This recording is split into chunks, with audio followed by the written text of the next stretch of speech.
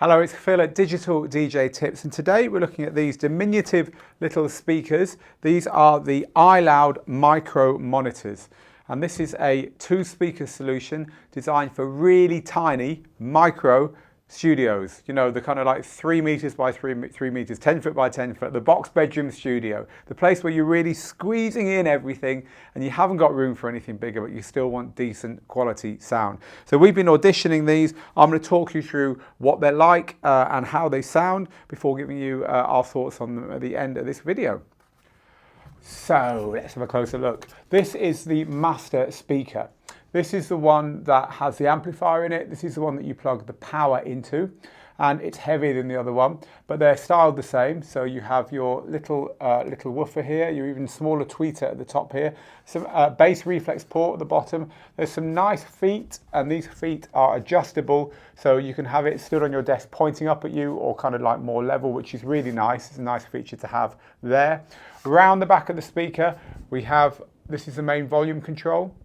Then we have the Bluetooth pairing, because you can pair it with a wireless device as well. The EQ has got an interesting button here, which is flat or desk. If you have these on a desk and they're very close to the wall at the back, this is designed to kind of like sort some of that out, and then you have a high and low EQ. These are just toggles to kind of like shape the EQ permanently. They're not designed to replace the EQs on your mixer. And then we also have a pair of inputs here. Have a jack input, micro jack input, and 2 RCA unbalanced inputs as well. There's your main power supply input, and this is an external transformer. And then here is the power on off, and then this final little socket here is for the lead that goes to the other speaker. This is the other speaker, looks the same, but actually all it's got on the back is the input for that lead that I showed you. So what else do you get with it in the box? Well, here's the power supply, quite a big chunky power supply which does the transforming away from the speaker, although there's still a little bit of hum. I think you can't avoid hum on speakers so close to laptops. It's not worse than any other speakers, but it is noticeable. They also supply you with one of these leads, which is quite nice that they supply it. It's the RCA's 2 mini jack lead there, and you also get this. This is the lead that connects between the speakers, and it's big and chunky. You see how big and chunky that is? This lead is I don't know why it's so big and chunky, but it is. Obviously, there's a reason for having a high quality lead like that. I'm certainly not going to argue with quality. And then depending on your territory, you get a lead. This is a European one with a European plug on it, but you will get one for whichever territory you buy the speakers in. So what do they sound like?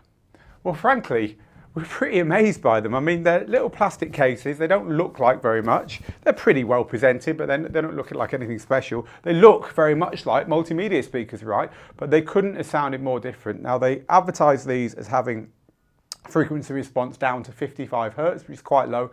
Speakers that you find in in studios tend to go a little bit lower than that, but they've certainly got boom to them. They've certainly got that shake, and the mid-range is where they really stood out. They were really nice and clear down there in the mid-range in a way that multimedia speakers tend to be, just especially for some reason, you know, when you get those speakers that promise a lot, there are a couple of satellites with a big bass boomer. The bass is very woolly, the mid-range can be indistinct. These are very there's a lot of clarity in these, and we like them. You know, for production, that's quite an important thing. You want clarity. And also in production, it's about knowing your speakers as much as having perfect sound reproduction. These give you enough to work on, and once you get to know them and get to know how stuff sounds that you've produced on speakers like this on other systems, they've certainly got enough in them, they reveal enough about your music for them to be really useful in a small production studio. And also, one thing we didn't test it, but we did like it, is they've both got this little screw on the bottom, so you can put them on stands as well. So if you wanted to isolate them that bit more and have them stood at stands right at ear level, you can do that.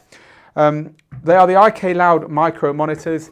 They certainly outperform their looks and what you would expect from them. The price reflects that. They're $299 US, so they're not cheap. And also with all this gubbins to carry around with you, I'd say they're more designed to be used in one place you know, to let you compensate for having a small studio rather than carrying around with you as a portable music solution.